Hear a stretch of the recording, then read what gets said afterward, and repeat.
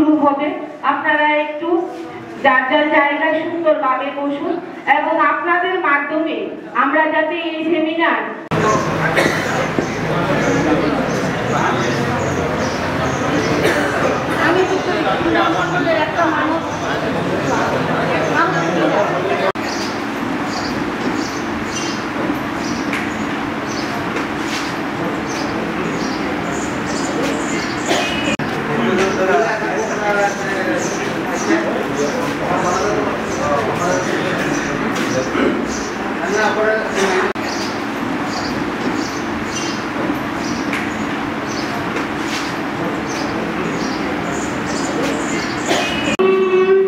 वंदे मातरम सृजला सुफला मलयज शीतल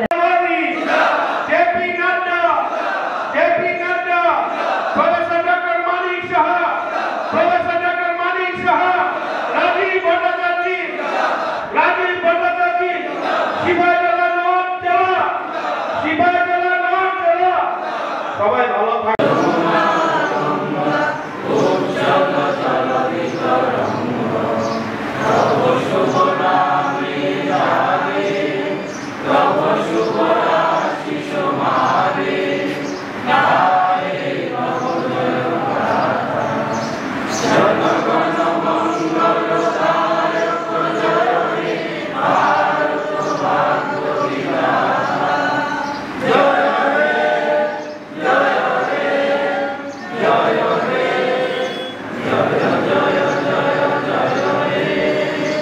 আমাদের জন্য জনজাতির জন্য কি করেছে, সংবিধান ও জরুরি অবস্থা ভূমিকা। ভারতের সংবিধানে একটি গণতান্ত্রিক, ধর্মনিরপেক্ষ, সমাজতান্ত্রিক, সার্বভৌম রাষ্ট্রের ভিত্তিক। এটি নাগরিকদের মৌলিক অধিকার এবং সরকারের সীমা নির্ধারণ করে। তবে সংবিধান একটি বিশেষ পরিস্থিতির কথা স্বীকার করেছে, জরুরি অবস্থা, ইমার্জেন্সি, যা দেশের নিরাপত্তা, অভ্যন্তরীণ শৃঙ্খলা ও আর্থিক স্থিতিশীলতা বিভিন্ন হলেও জারি করা যায়। 1975 সালের 25শে জুন ঘোষিত জরুরি অবস্থা ভারতের গণতন্ত্রের ইতিহাসে এক অন্ধকার অধ্যায় হিসাবে চিহ্নিত অবস্থায় ধরা হয়েছে। সংবিধানের জরুরি অবস্থার ধারা ভারতের সংবিধানে 3 ধরনের জরুরি অবস্থার কথা বলা হয়েছে। যেমন 1 নম্বর জাতীয় জরুরি অবস্থা, আর্টিকেল 352, যুদ্ধ, বহির্গমন বা সশস্ত্র বিদ্রোহের সময় ঘোষণা করা হয়। এই অবস্থায় কেন্দ্র সরকার রাজ্য সরকারের উপর অধিক নিয়ন্ত্রণ প্রতিষ্ঠা করতে পারে, মৌলিক অধিকার সীমিত বা স্থগিত হতে পারে। 2 নম্বর রাজ্যের জরুরি অবস্থা, আর্টিকেল 356, কোন রাজ্যের সাংগঠনিক সংকট হলে এবং রাজ্য সরকারের পরিচালনা ব্যর্থ হলে জারি হয়। রাষ্ট্রপতি রাজ্যের দায়িত্ব গ্রহণ করে আর্টিকেল 356 এর মাধ্যমে। এবং 3 নম্বর আর্থিক জরুরি অবস্থা, আর্টিকেল 360, দেশের আর্থিক স্থিতি বিপন্ন হলে ঘোষণা করা যায়, কখনো জারি হয়নি। 1975 সালের জরুরি অবস্থা সংবিধান কিভাবে প্রণয়িত হয়েছিল, আর্টিকেল 352 অনুযায়ী অভ্যন্তরীণ অস্থিরতা অজুহাতে জাতীয় জরুরি অবস্থা ঘোষণা করা হয়। রাষ্ট্রপতির মাধ্যমে মৌলিক অধিকার যেমন বাক স্বাধীনতা, মত প্রকাশ, সংগঠনের অধিকার স্থগিত করা হয়। আর্টিকেল 19 এবং আর্টিকেল 21 এর মতো গুরুত্বপূর্ণ ধারাগুলি কার্যত অকার্য করা হয়ে যায়। সংসদের কার্যক্রম নিয়ন্ত্রণ চলে যায় এবং বিরোধী নেতাদের আটক রাখা হয়। সংবিধানগত শিক্ষা, এক কেন্দ্রিক ক্ষমতা বিপজ্জনক, সংবিধান নেই ভারসাম্য বজায় রেখে বিচার ব্যবস্থা নির্বাহী আইন প্রয়োগকারী শাখার মাধ্যমে।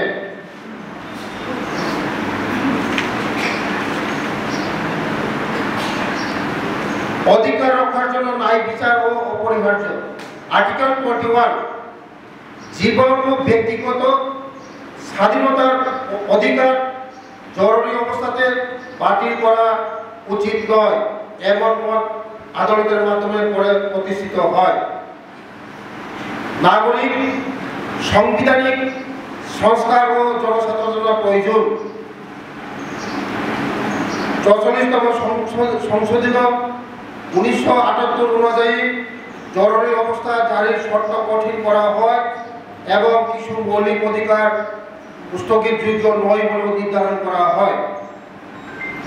উপসংস্কার জরুরি অবস্থা আমাদের শেখায় যে সংবিধানে অলঙ্ঘনীয়তা রক্ষা করায় গণতন্ত্রের প্রথম শর্ত।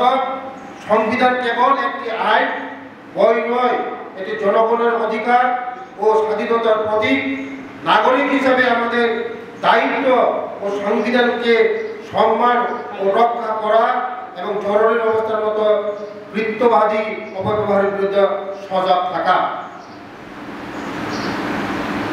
আজকে ভারতবর্ষের যিনি আমাদের এই আইনকে আজকে করেছেন আমাদের স্বর্গীয় ইন্দিরা গান্ধীজি, ভারতবর্ষের এই আমাদের আইনকে হত্যা করা হয়েছে এবং আমাদের যে অধিকারগুলি মৌলিক অধিকারগুলি হত্যা করা হয়েছে, তার জন্য আমরা আগামী দিন সজাগ থাকতে হবে।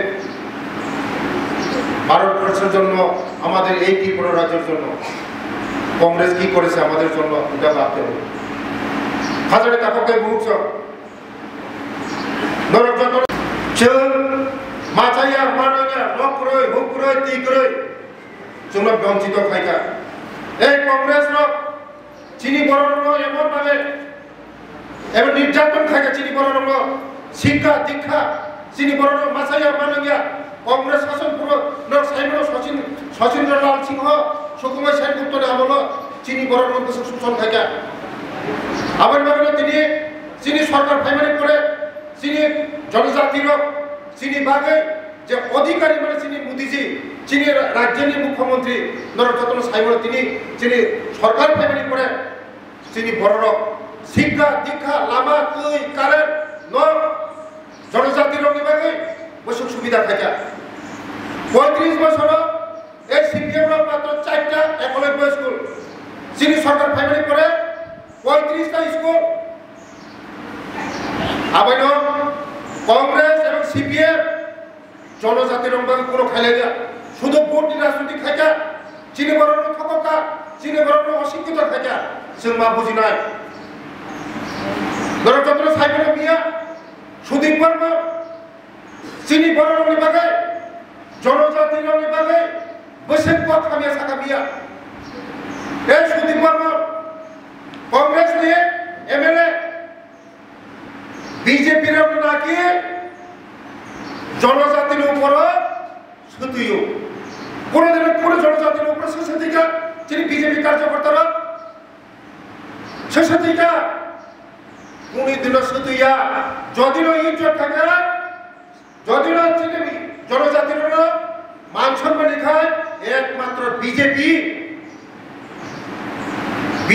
ছাড়া কেউ সম্মানীয় জনজাতির ভারতবর্ষের যত্নে কুসুক সাগাওয়া আফ্রিকা রাষ্ট্রপতি দুর্গতুল মর্ম সাবা জনজাতি এই রাজ্যে ভূমিপুত্র ফুলনায় দুই ফুলনায় যত ফুলনায় একমাত্র বিজেপি মোদীজির নেতৃত্বে তিনি রাজ্যে জনপ্রিয় মুখ্যমন্ত্রী মানিক সাহের নেতৃত্বে তিনি জনজাতির সঙ্গে আনন্দিত মোতাবেক যেমন বুঝি নাই আবার যত তাকে খুব রঙার কয় বসকামা চিনি একমাত্র মুক্তিদাতা মোদীজি একমাত্র মুক্তিদাতা চিনি প্রফেসর ডক্টর মানিক শাহ বিজেপি ছাড়া ত্রিপুরা রঙ চিনি বড় রঙ কেন মুক্তি পাইয়া একমাত্র মুক্তির মানো বিজেপি শিবির সেমা বুঝি নাই চিনি লয় চিনি এই যে বিধানসভা গোলাঘাটি বিধানসভা চিনি ক্যান্ডিডেট যদি তফাকায় চিনি বিজেপির ক্যান্ডিডেট যদি খায় তিনি